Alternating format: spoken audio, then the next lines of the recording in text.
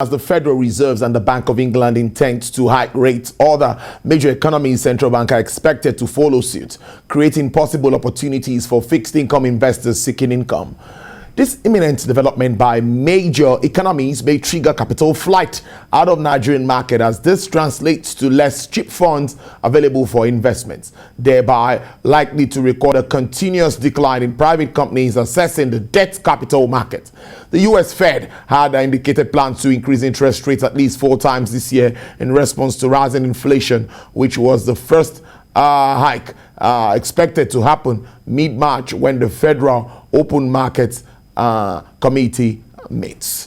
Well, to give us more insights into this, I have joining me via Zoom is a partner tax reporting and strategy, PricewaterhouseCoopers, is Mr. Kenneth Erikume. Good afternoon, Mr. Erikume. Very good to see you today. Good afternoon, Tolu. Nice to have me in your studio today, and looking forward to the chat. Yeah, beautiful to have you via Zoom. All right. Let's get talking. We expect rate hikes anytime soon. Let me start the question this way. What impact will this really have on Nigeria? Many say debt servicing and all of this, that we might be paying more, but you are a professional. Can you just take us through what this means for us if it happens?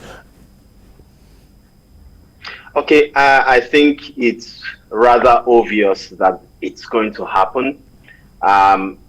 I think the Russia-Ukraine crisis has caused a bit of acceleration of hike increases, which is expected. I would like to say that, the situation of things escalated quite quickly, and therefore people did not plan for it. But as things began to escalate, Ukraine, first of all, increased rates to try to respond to changes in their market, as well as Russia. And Russia increased their rates, up to 20%, which means that borrowing from Russia, as it were, increased significantly. The effect of the pandemic already had a global impact on the price of interest across the globe. First of all, in terms of pent-up demand, the price of goods and services increased significantly, as well as other impact which has influenced inflation. For example, the disruption in supply chains, and this has had an effect on, semiconductors and chips for motor vehicles, for computers and things like that. The natural inclination, of course, from the global perspective would be, how do you manage the inflationary impact of some of these things? The US in particular, the inflation has been the rate of inflation has been at an all-time high since 1982, trending above 6.9%, which is quite significant. And this has an impact on the approval rating of the executive administration. And therefore, it is expected that the Fed would respond. And before this conflict escalated, they were already responding with about projected 4 increases in the first quarter of this year. But the expectation is that now they would even have to cope more with the rising inflation, and of course that would mean hiking prices. It would have significant impact for Nigeria. The first one is that from a Nigerian perspective, borrowings will be more expensive, so the country's foreign debt would come at a higher cost. So already we're having challenges in terms of debt servicing, which takes up most of the expenditure budget. This would escalate even more, and we'll see additional costs in terms of borrowing. In addition to that, we will also see a bit of withdrawal of foreign portfolio investment, because that will be the natural, implication. Because when rates are high in the West and in other developed economies with stable foreign exchange rates, investors would have a natural tendency to take off their investment from developing countries like Nigeria and make investments in this more certain market, especially in a time of war like we have now, where there's a lot of uncertainty. And if you look at the history of the exchange rate over time, what we have seen, particularly towards the end of last year, is that the rate of foreign portfolio investment into the country has continued to decline. And when you look at inflows versus outflows, the outflows have been gaining ground and have even been more. I think in first quarter of last year, it was more than 40% increase in terms of the rate of outflow to inflows. So this trend is expected to continue. And what it means when outflows are more than inflows is that investors are withdrawing their investment. And in addition, we also have Nigerian investors who are looking out, to make investments. Some of the fiscal policies that we've had, which coincided with the first of January, 2nd of January this year, have not helped matters, because it means that borrowing from government is not as attractive because some of the incentives were withdrawn, which we can talk about, subsequently. Brilliant stuff there, Mr. Kenneth. Now let's stay with our country. Do you think that any of this would cause any shift in our monetary policy, after their next meeting? Do you think there will be any shift, even if we are to manage even inflation down here, or with what we expect to happen internationally? Do you think it could shape the decision? Yeah, so inflation, with the 2022 budget, the Nigerian government is targeting a reduction of the inflation from 15% towards 13%. I already thought that was a bit ambitious, particularly with the increase in the price of crude oil, even before this escalating conflict.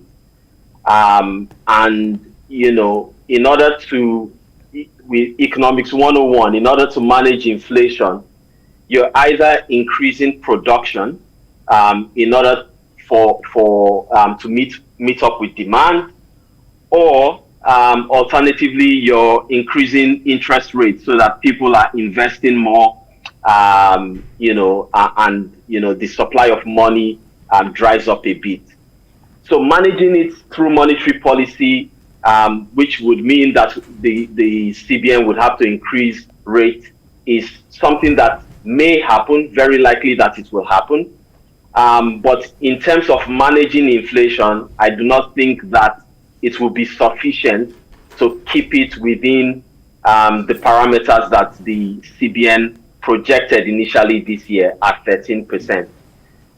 The earlier speaker on the program already mentioned some significant factors that would impact on inflation. One of them is food security.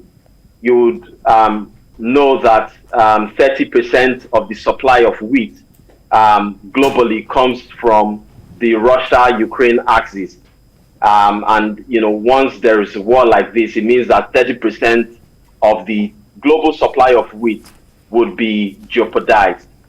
In addition to that, with the escalating crisis, we've also seen that the price of petroleum products have escalated significantly. This has, a lot of corollary effects across transportation in terms of airfares, in terms of the price of diesel to power, businesses, and so on. So it's going to be a very tall order because, in terms of the food basket of our country, a lot of it is in the north. It has to be trucked down to the south. the price of transport will be impacted, the price of wheat, the price of rice. So there's going to be a lot of, challenge in actually managing this. And I do not think that just pure monetary policy is going to be able to address that. We also need to think about the fiscal policies as well as also upping production. Of course, fiscal and monetary must work together, synergize to achieve the expected kind of growth. Now, let me ask you, also sometime last year, I think around September, the federal government Eurobond, about $4 billion was oversubscribed. Also, a Sukuk bond was raised about 250 billion. So now, and most of these are always oversubscribed. Would you say that that confidence is still remaining in Nigeria, or is just coming back when you talk about investors' confidence in our markets?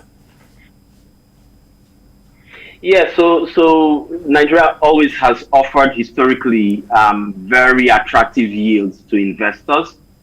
However, a few things have happened earlier this year. One of it is the expiration of the exemption that the government granted on the tax exemption on government bonds, on treasury bills and corporate bonds. That was that expired 1st of January this year, so effectively 2nd January. When people are making investments in treasury bills and corporate bonds in Nigeria, it comes with an additional withholding tax of 10%. That was not factored in September when our Euro bonds were oversubscribed. So that is one of the things, I think particularly we need to think about. In addition, I think in terms of where we are now, with other economies also increasing their yields on government or in terms of the interest rate, it would mean that there will now be additional competition. Remember that many of these countries during the pandemic cut interest rates almost to zero. For example, the US, Japan and other major economies, they cut their interest rate to almost zero. So it meant that, from a competitive perspective, Nigeria was still attractive, even though there were uncertainties around, the exchange rate. So, the current realities may mean that confidence needs to be reined in a bit, and then we now need to look at how to make these instruments a bit more attractive for investors. Remember, it's not just government. You also have the real economy. When you increase rates, it therefore means that the real economy, the manufacturing sector, would now even struggle because to get funds to manufacture will be a challenge. So that's the double-edged sword with increasing yields. Maybe we need to look a bit more at some of the fiscal policies to add as an additional sweetener for government security. To make because I wanted to ask you that we still have the issues with FDIs and FPIs, even at the moment, where many say that the portfolio investors are more in town even than those that are ready to really invest in the country. I don't know if you would like to react to that as we wrap up this conversation. Yes, so for the FDIs, it's more a long-term plan, right? And what they're looking at is capital appreciation over time, especially the private equity funds. And then you look at the traditional companies that are looking at Nigeria as a market. Remember that our market is, in Africa generally, we're still the major economy in Africa. So there's still an attraction. And I can tell you that with the activities I've seen in the past 12 months, the fundamentals are still there, and we're still seeing a lot of people looking at Nigeria for long-term investment. Now, what we need to do, we've said this over time, is to make the enabling environment more conducive in terms of ease of doing business, because that's the only way to retain and sustain, in these very challenging times where we really have to compete as a country. We also need to look at, what are we bringing on the table to make us a more attractive investment destination. And I think what government should be looking at is, rather than policing and regulating and snuffing out businesses, take a back seat, create the enabling environment, regulate and allow the private sector to thrive. So from my perspective, I'm still very confident about foreign direct investment, but not so much so for foreign portfolio investment. Interesting conversation with you. We can go on and on, but not enough time on television to always talk. But I must thank you so much. I've been speaking to a partner, tax reporting and strategy, PricewaterhouseCoopers, Mr. Kenneth Erikume. Thank you so much for spending your afternoon with us on Business Nigeria. We appreciate this. Thank you, sir. Thanks for inviting me.